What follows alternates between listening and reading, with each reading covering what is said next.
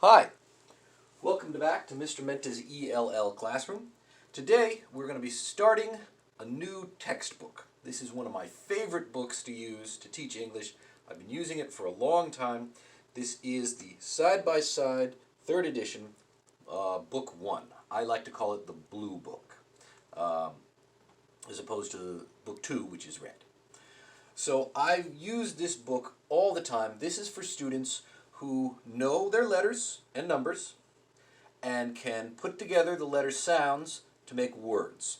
If you're able to sound out words that you don't know, figure out what that word might be because you know the letter sounds, you can start to make sentences. You're ready to get started on this book. So, to complete this lesson, you're going to need this page, which you'll find on the YouTube descriptions. You do not need to print this one, just read it. And this page, page 2. This page, page 2, I do want you to print this one. Okay, so this one I want you to print. But you don't need to print it in color. That's probably a waste of money. Just, I want you to get this part here at the bottom. If you don't have a printer, as always, you can follow along on a sheet of paper at home. Just write the answers on a sheet of paper. So, the first thing we're going to do in chapter 1 is go over our vocabulary words that we're going to be using in the chapter. First word is alphabet. That means your ABCs. So you should know every one of these letters, uppercase and lowercase, and you should know what sounds they make.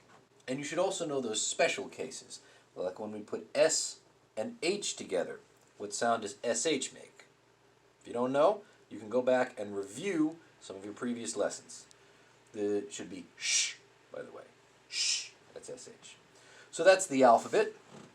2, numbers.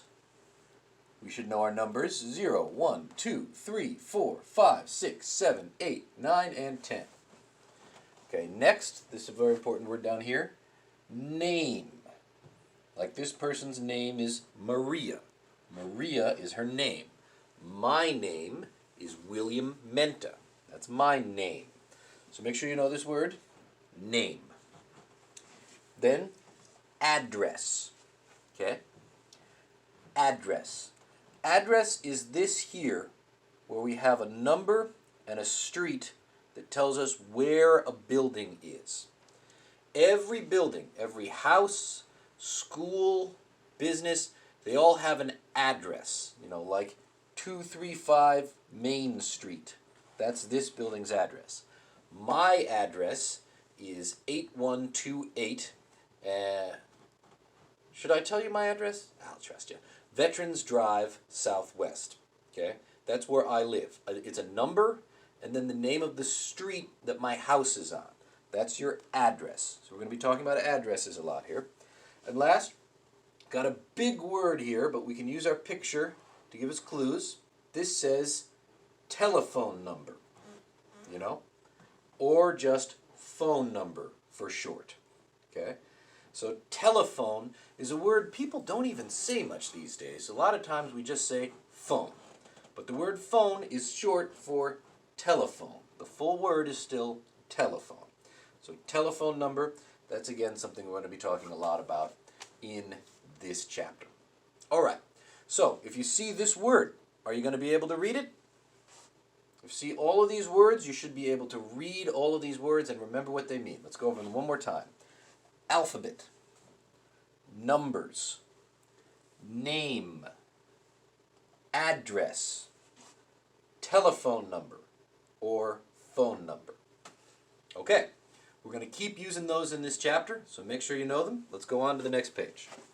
So next page, page 2, this is the one I wanted you to print out. First, I want you to see if you can read this, okay? So what's going on here is this person wrote a question on the classroom board, and this person, Maria, remember her from the other page? Maria is answering the questions. So the first question is, what's your name? Okay? And she answered, My name is Maria. Okay? So what I want you to do is take a minute now, pause this video, and see if you can read these out loud for yourself. See if you can read the sentence, the question, and the answer, and then the next question, and the next answer, and the next question, and the next answer. Okay? Read all of those for yourself. See if you can figure out what all those words are. And if you can't, make your best guess.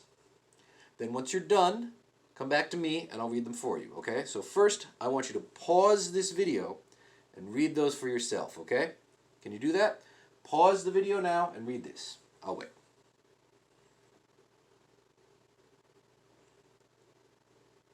Okay, did you pause the video and read these out loud? I want you to say them, okay? So next one, what's your address? My address is 235 Main Street.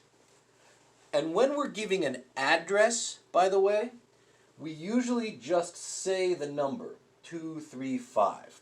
We don't usually say 235, not for an address. An address we just say 235.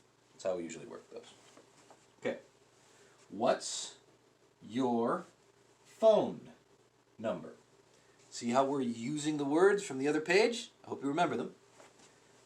My phone number is 741 8906. And so it's very much the same thing with phone numbers as with addresses. We don't say 741. We just say 741 if it's a phone number. Last, where are you from? I'm from Mexico City. So on this question, I want to draw your attention to here, this. I'll see if I can zoom in on that a little bit.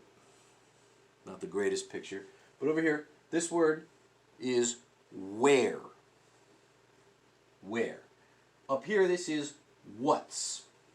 Now, I've been using this book a long time, and I see a lot of students, for a long part of the book, they will get these two words confused because they look kind of the same. They both have a WH at the beginning, but what and where.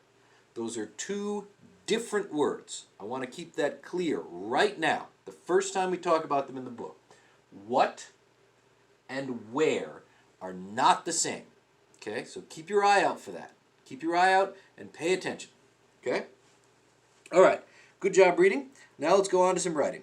So down here, we have this section of this. This is why I told you to print this out. Over here we have some questions, and I want you to write the answers to it, okay? So, I'll read the first one for you.